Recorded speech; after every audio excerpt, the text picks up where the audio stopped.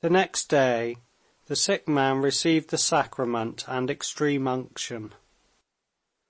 During the ceremony Nikolay Levin prayed fervently. His great eyes, fastened on the holy image that was set out on a card table covered with a coloured napkin, expressed such passionate prayer and hope that it was awful to Levin to see it. Levin knew that this passionate prayer and hope would only make him feel more bitterly parting from the life he so loved. Levin knew his brother and the workings of his intellect. He knew that his unbelief came not from a life being easier for him without faith, but had grown up because step by step the contemporary scientific interpretation of natural phenomena crushed out the possibility of faith.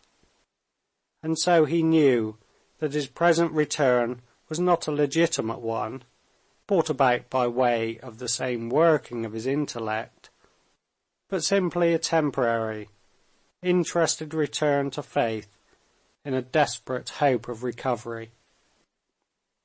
Levin knew too that Kitty had strengthened his hope by accounts of the marvelous recoveries she had heard of. Levin knew all this, and it was agonizingly painful to him to behold the supplicating, hopeful eyes and the emaciated wrist, lifted with difficulty, making the sign of the cross on the tense brow, and the prominent shoulders and hollow, gasping chest, which one could not feel consistent with the life the sick man was praying for. During the sacrament, Levin did what he, an unbeliever, had done 1,000 times. He said, addressing God, "If thou dost exist, make this man to recover." Of course, this same thing has been repeated many times. "And thou wilt save him and me." After extreme unction, the sick man became suddenly much better. He did not cough once in the course of an hour, smiled, kissed Kitty's hand, thanking her with tears, and said he was comfortable, free from pain, and that he felt strong and had an appetite. He even raised himself when his soup was brought, and asked for a cutlet as well. Hopelessly ill as he was, obvious as it was at the first glance that he could not recover, Levin and Kitty were, for that hour, both in the same state of excitement, happy, though fearful of being mistaken. "Is he better?" "Yes, much." "It's wonderful." "There's nothing wonderful in it." "Anyway, he's better," they said in a whisper, smiling to one another.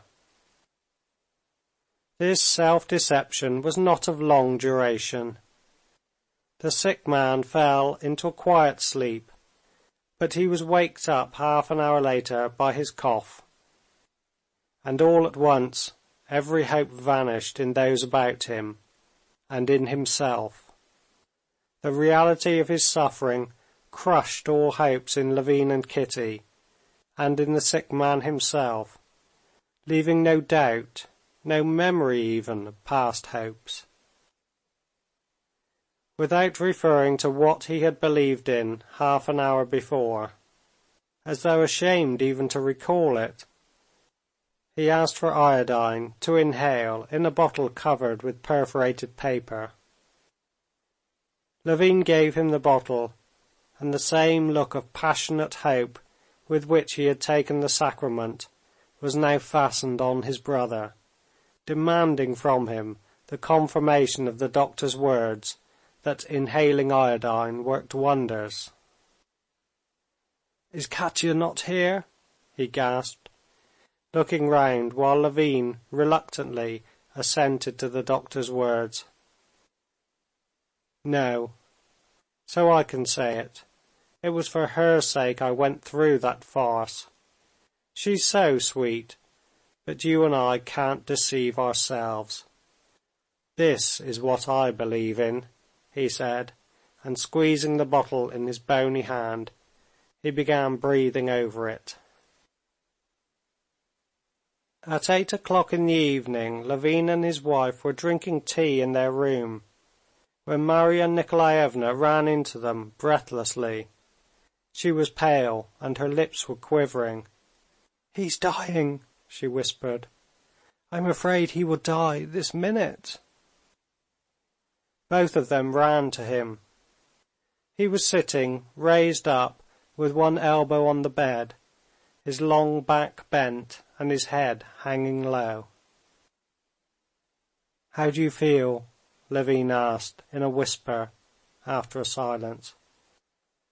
"I feel I'm setting off," Nikolay said with difficulty, but with extreme distinctness, screwing the words out of himself. He did not raise his head, but simply turned his eyes upwards, without their reaching his brother's face. "Katya, go away," he added. Levin jumped up, and with a peremptory whisper made her go out. "I'm setting off," he said again. "Why do you think so?" said Levin, so as to say something. "Because I'm setting off," he repeated, as though he had a liking for the phrase. "It's the end." Marya Nikolaevna went up to him. "You had better lie down. You'd be easier," she said. "I shall lie down soon enough," he pronounced slowly. "When I'm dead," he said sarcastically, wrathfully. "Well, you can lay me down if you like." Levin laid his brother on his back, sat down beside him, and gazed at his face, holding his breath. The dying man lay with closed eyes, but the muscles twitched from time to time on his forehead, as with one thinking deeply and intensely. Levin involuntarily thought with him of what it was that was happening to him now. But in spite of all his mental efforts to go along with him, he saw by the expression of that calm, stern face that for the dying man all was growing clearer and clearer, that was still as dark as ever for Levin. "Yes, yes, so," the dying man articulated slowly at intervals. "Wait a little." He was silent. "Right," he pronounced all at once, reassuringly, as though all were solved for him. "Oh, Lord!" he murmured and sighed deeply. Marya Nikolaevna felt his feet. "They're getting cold," she whispered. For a long while, a very long while it seemed to Levin, the sick man lay motionless, but he was still alive, and from time to time he sighed. Levin by now was exhausted from mental strain. He felt that with no mental effort could he understand what it was that was right. He could not even think of the problem of death itself. But with no will of his own, thoughts kept coming to him of what he had to do next. Closing the dead man's eyes, dressing him, ordering the coffin. And, strange to say, he felt utterly cold, and was not conscious of sorrow nor of loss, less still of pity for his brother. If he had any feeling for his brother at that moment, it was envy for the knowledge the dying man had now that he could not have. A long time more he sat over him so, continually expecting the end. But the end did not come. The door opened and Kitty appeared. Levin got up to stop her, but at the moment he was getting up, he caught the sound of the dying man stirring. "Don't go away," said Nikolay, and held out his hand. Levin gave him his, and angrily waved to his wife to go away. With the dying man's hand in his hand, he sat for half an hour, another hour. He did not think of death at all now. He wondered what Kitty was doing, who lived in the next room, whether the doctor lived in a house of his own. He longed for food and for sleep. He cautiously drew away his hand and felt the feet. The feet were cold, but the sick man was still breathing. Levin tried again to move away on tiptoe, but the sick man stirred again and said, "Don't go." The dawn came. The sick man's condition was unchanged. Levin stealthily withdrew his hand, and without looking at the dying man, went off to his own room and went to sleep.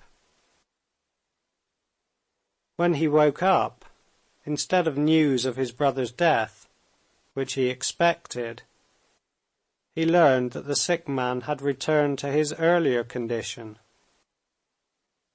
He had begun sitting up again, coughing, had begun eating again, talking again, and again had ceased to talk of death, again had begun to express hope of his recovery, and had become more irritable and more gloomy than ever.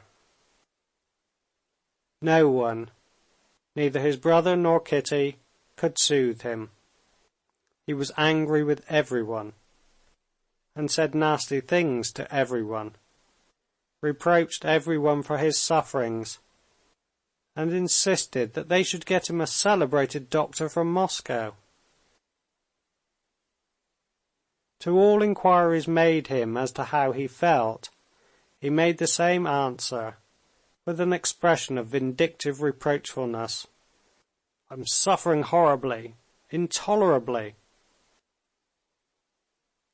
The sick man was suffering more and more, especially from bed sores, which it was impossible now to remedy, and grew more and more angry with everyone about him, blaming them for everything, and especially for not having brought him a doctor from Moscow. Kitty tried in every possible way to relieve him, to soothe him, but it was all in vain, and Levin saw that she herself was exhausted, both physically and morally, though she would not admit it. The sense of death, which had been evoked in all by his taking leave of life on the night when he had sent for his brother, was broken up. Everyone knew that he must inevitably die soon, that he was half dead already. Everyone wished for nothing but that he should die as soon as possible, and everyone, concealing this, gave him medicines, tried to find remedies and doctors, and deceived him and themselves and each other. All this was falsehood, disgusting, irreverent deceit. And owing to the bent of his character, and because he loved the dying man more than anyone else did, Levin was most painfully conscious of this deceit. Levin, who had long been possessed by the idea of reconciling his brothers, at least in face of death, had written to his brother Sergey Ivanovitch, and having received an answer from him, he read this letter to the sick man. Sergey Ivanovitch wrote that he could not come himself, and in touching terms he begged his brother's forgiveness. The sick man said nothing. "What am I to write to him?" said Levin. "I hope you are not angry with him." "No, not the least," Nikolay answered, vexed at the question. "Tell him to send me a doctor." 3 more days of agony followed. The sick man was still in the same condition. The sense of longing for his death was felt by everyone now at the mere sight of him, by the waiters and the hotel keeper, and all the people staying in the hotel, and the doctor, and Marya Nikolaevna, and Levin, and Kitty. The sick man alone did not express this feeling, but on the contrary was furious at their not getting him doctors, and went on taking medicine and talking of life. Only at rare moments, when the opium gave him an instant's relief from the never-ceasing pain, he would sometimes, half asleep, utter what was ever more intense in his heart than in all the others. "Oh, if it were only the end!" Or, "When will it be over?" His sufferings, steadily growing more intense, did their work and prepared him for death. There was no position in which he was not in pain. There was not a minute in which he was unconscious of it, not a limb, not a part of his body that did not ache and cause him agony. Even the memories, the impressions, the thoughts of this body awakened in him now the same aversion as the body itself. The sight of other people, their remarks, his own reminiscences, everything was for him a source of agony. Those about him felt this, and instinctively did not allow themselves to move freely, to talk, to express their wishes before him. All his life was merged in the one feeling of suffering and desire to be rid of it. There was evidently coming over him that revulsion that would make him look upon death as the goal of his desires, as happiness. Hitherto, each individual desire, aroused by suffering or privation, such as hunger, fatigue, thirst, had been satisfied by some bodily function giving pleasure. But now, no physical craving or suffering received relief, and the effort to relieve them only caused fresh suffering. And so all desires were merged in one, the desire to be rid of all his sufferings and their source, the body. But he had no words to express this desire of deliverance, and so he did not speak of it, and from habit asked for the satisfaction of desires which could not now be satisfied. "Turn me over on the other side," he would say, and immediately after he would ask to be turned back again as before. "Give me some broth." "Take away the broth." "Talk of something." "Why are you silent?" And directly they began to talk, he would close his eyes, and would show weariness, indifference, and loathing. On the 10th day from their arrival at the town, Kitty was unwell. She suffered from headache and sickness, and she could not get up all the morning. The doctor opined that the indisposition arose from fatigue and excitement, and prescribed rest. After dinner, however, Kitty got up and went as usual with her work to the sick man. He looked at her sternly when she came in, and smiled contemptuously when she said she had been unwell. That day he was continually blowing his nose and groaning piteously.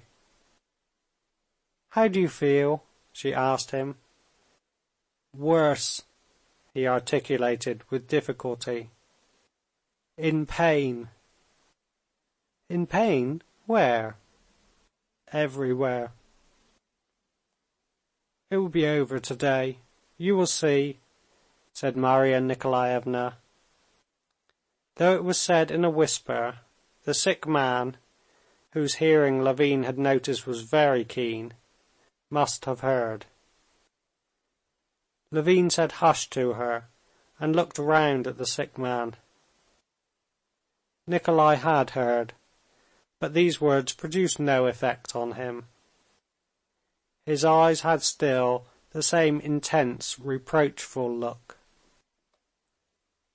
"Why do you think so?" Levin asked her, when she had followed him into the corridor. "He's begun picking at himself," said Marya Nikolaevna. "How do you mean?" "Like this," she said, tugging at the folds of her woolen skirt. Levin noticed indeed that all that day the patient pulled at himself, as it were, trying to snatch something away. Marya Nikolaevna's prediction came true. Towards night the sick man was not able to lift his hands, and could only gaze before him with the same intensely concentrated expression in his eyes. Even when his brother or Kitty bent over him, so that he could see them, he looked just the same. Kitty sent for the priest to read the prayer for the dying. While the priest was reading it, the dying man did not show any sign of life. His eyes were closed. Levin, Kitty, and Marya Nikolaevna stood at the bedside. The priest had not quite finished reading the prayer when the dying man stretched, sighed, and opened his eyes. The priest, on finishing the prayer, put the cross to the cold forehead, then slowly returning it to the stand, and after standing for 2 minutes more in silence, he touched the huge bloodless hand that was turning cold. "He is gone," said the priest, and would have moved away. But suddenly there was a faint stir in the moustaches of the dead man that seemed glued together, and quite distinctly, in the hush, they heard from the bottom of the chest the sharply defined sounds, "Not quite, soon." And a minute later the face brightened, a smile came out under the moustaches, and the women who had gathered round began carefully laying out the corpse. The sight of his brother and the nearness of death revived in Levin that sense of horror in face of the insoluble enigma, together with the nearness and inevitability of death, that had come upon him that autumn evening when his brother had come to him. This feeling was now even stronger than before.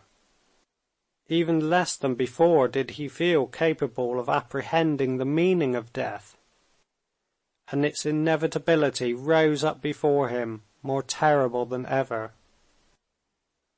But now, thanks to his wife's presence, that feeling did not reduce him to despair. In spite of death, he felt the need of life and love. He felt that love saved him from despair, and that this love, under the menace of despair, had become still stronger and purer. The one mystery of death, still unsolved, had scarcely passed before his eyes when another mystery had arisen, as insoluble, urging him to love and to life. The doctor confirmed his suppositions in regard to Kitty. Her indisposition was a symptom that she was with child. End of chapter 20.